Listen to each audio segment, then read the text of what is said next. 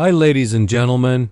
Welcome once again to Ancient Epics, the place where the greatest stories of humanity come back to life. Long before marble temples crowned the hills of Greece, before the pyramids rose above the desert winds, an entire civilization was said to have vanished in a single day and a single night. Ancient writers recorded that this land possessed harbors carved into perfect circles, walls that gleamed with strange metals, but by laws said to be older than memory itself. Then, without warning, the sea swallowed it whole. No ruins greeted later sailors. Only a name remained, echoing like a half-forgotten thunderclap across centuries: Atlantis. The unsettling power of this story lies not only in its grandeur, but in its precision. The account does not speak vaguely of a distant age, but of a specific time measured in thousands of years. It describes a real geography placed beyond familiar shores, governed by natural forces still feared today. It claims that the destruction was sudden, violent, and absolute, leaving behind impassable waters and a silence deeper than the ocean floor. For generations, this tale was dismissed as pure invention, a philosophical parable wrapped in fantasy. Yet the deeper scholars looked, the more unsettling details emerged, details that aligned with known cataclysms, real seismic zones, and ancient memories of rising seas. What if Atlantis was not merely imagined, but remembered? What if the ancients preserved, through careful words and solemn warnings, the fading shadow of a real island lost to fire, water, and time? In the flickering glow of history's firelight, the story of Atlantis waits patiently, neither confirmed nor erased, asking only to be told once more with care, reverence, and truth. The earliest surviving account of Atlantis comes from the Greek philosopher Plato, writing in the 4th century before the Common Era. He did not present the story as poetry or myth, but as a sacred history passed down through respected lineages. According to his writings, the tale originated in Egypt, preserved by priests who guarded records far older than the cities of Greece. These priests spoke of events that had occurred 9,000 years before Plato's lifetime, placing Atlantis in a world that existed long before recorded history as it is commonly understood. Plato described Atlantis as a powerful island located beyond the Pillars of Heracles, known today as the Strait of Gibraltar. Beyond this narrow gateway between the Mediterranean and the vast Atlantic Ocean, he placed a land larger than Libya and Asia combined, commanding sea routes and rich in resources. This positioning was not random. Ancient sailors knew the Pillars as the edge of the known world, a boundary between familiar waters and the unpredictable expanse beyond. By placing Atlantis there, the account rooted itself firmly within ancient geographic understanding. The island itself was said to be a marvel of natural and engineered beauty. At its heart rose a low mountain, encircled by alternating rings of land and water, perfectly measured and harmoniously arranged. These concentric circles formed natural harbors and defensive barriers, allowing ships to pass safely inward while protecting the capital from invasion. Channels were cut with remarkable precision, suggesting advanced knowledge of engineering and hydrology.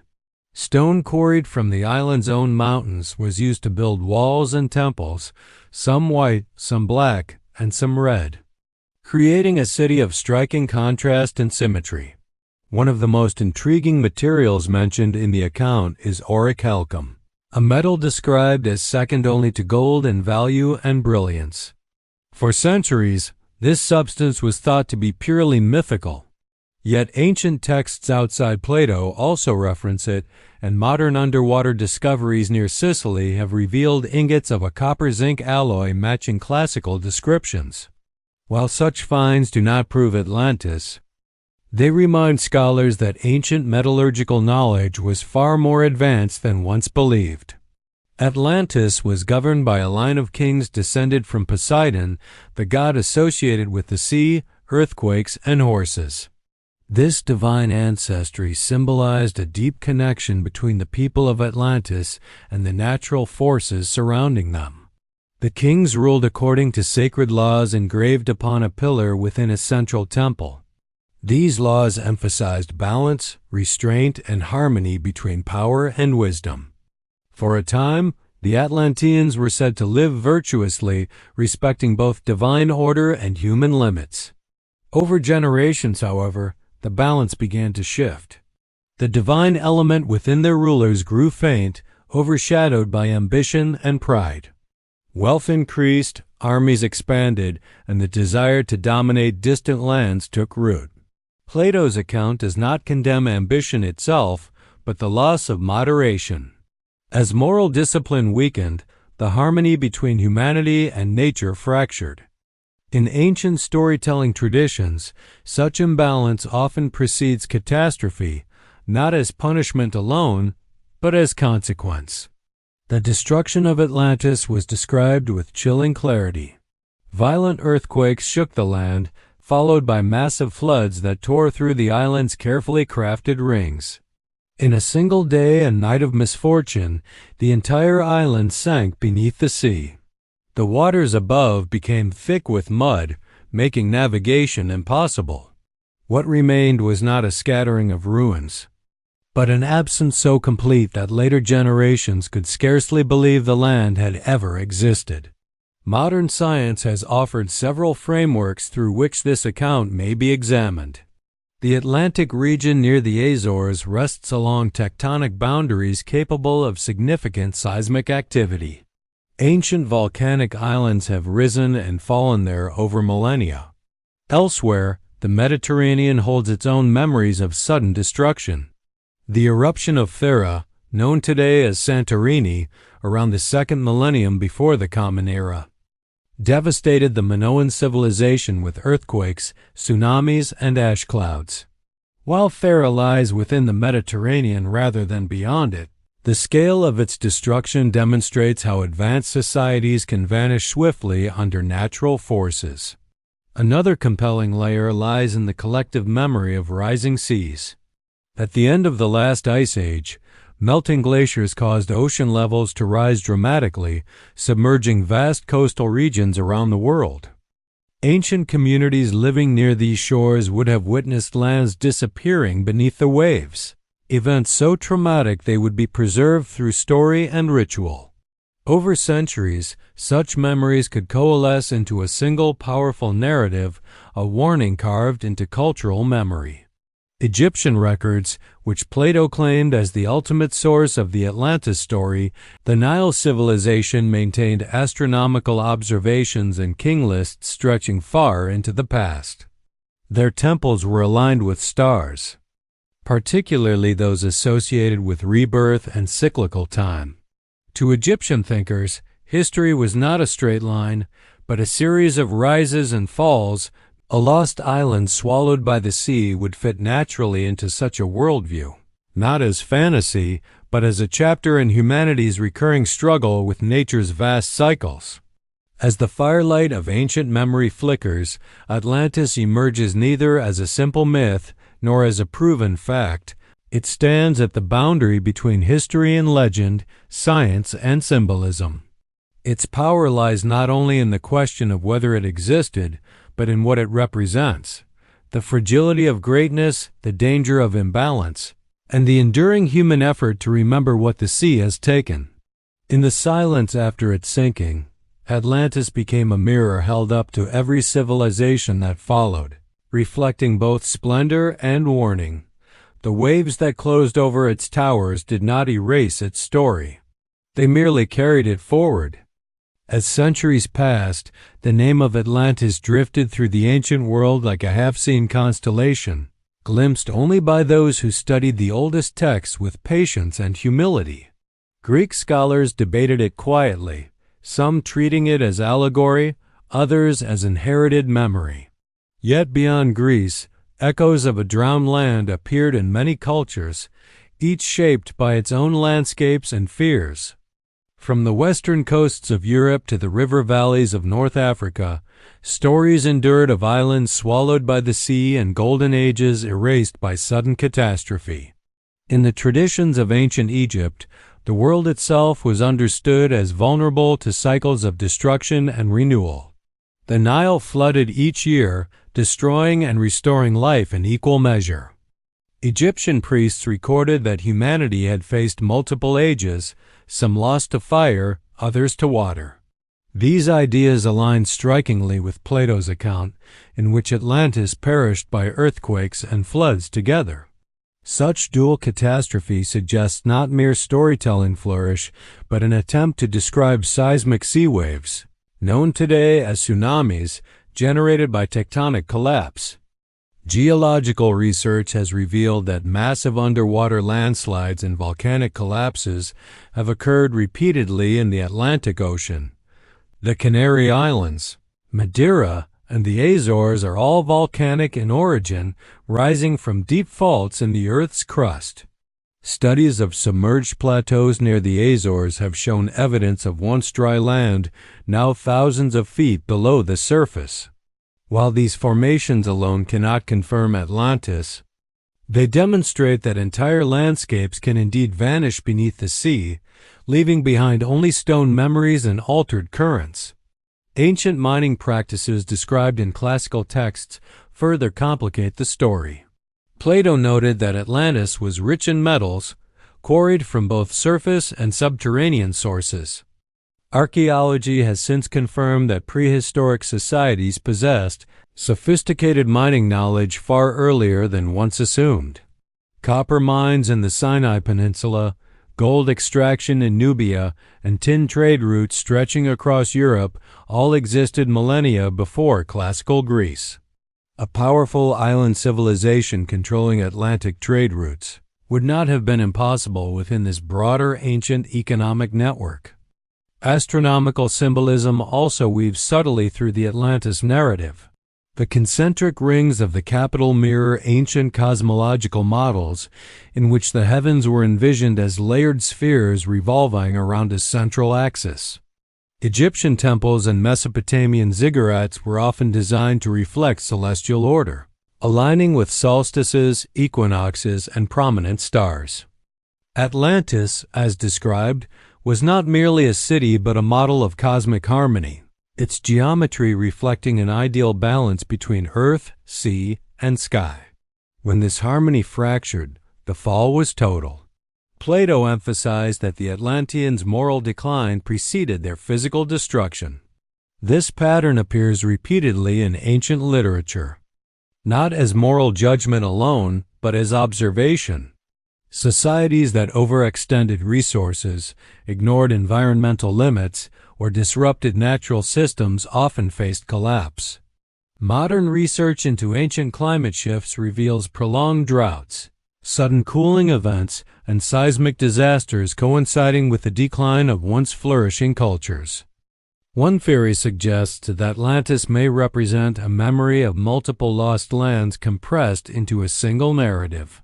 Coastal plains submerged after the Ice Age, islands fractured by volcanic collapse, and cities destroyed by earthquakes could all have contributed fragments.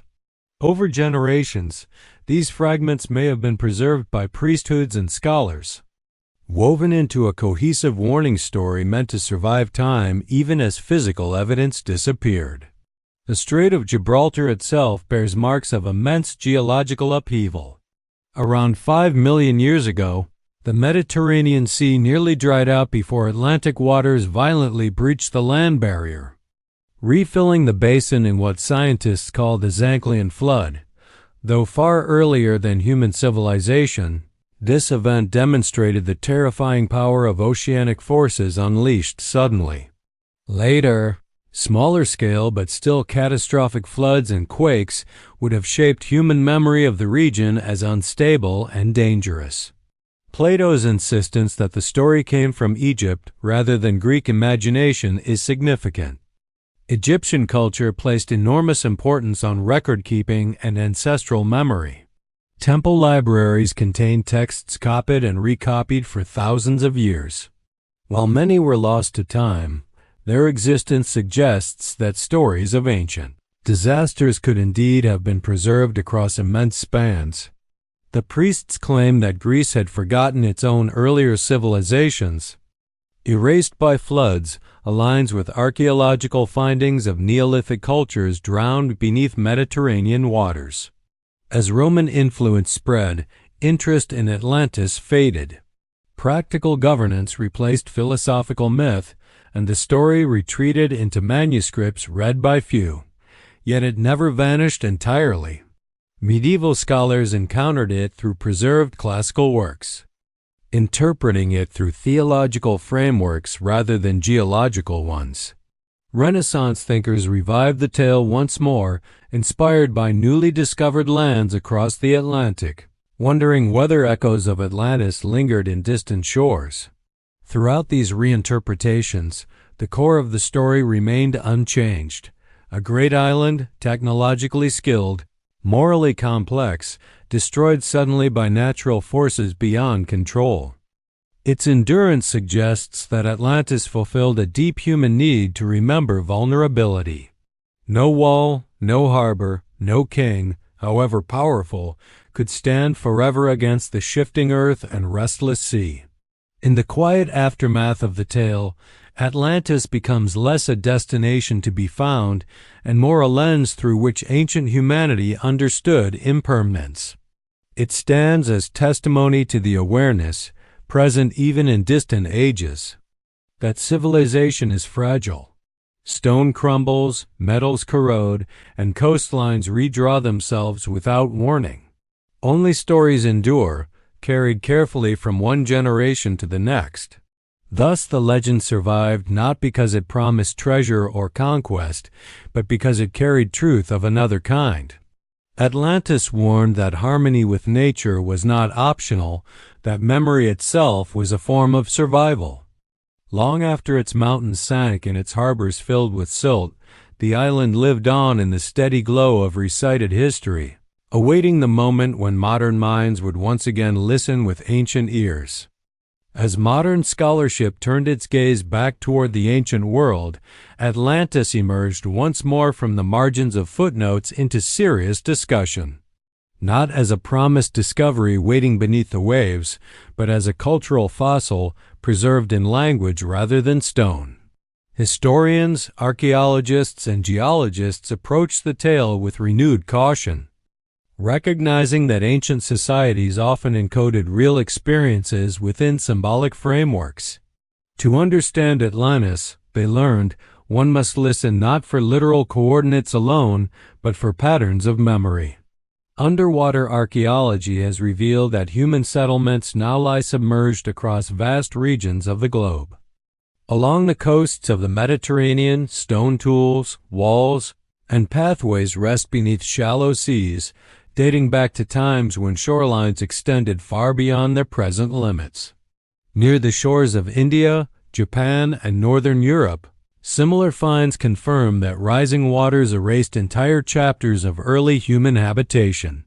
These discoveries lend quiet credibility to ancient accounts of drowned lands, reminding modern observers that the sea has always been an active historian, revising maps without preserving explanations.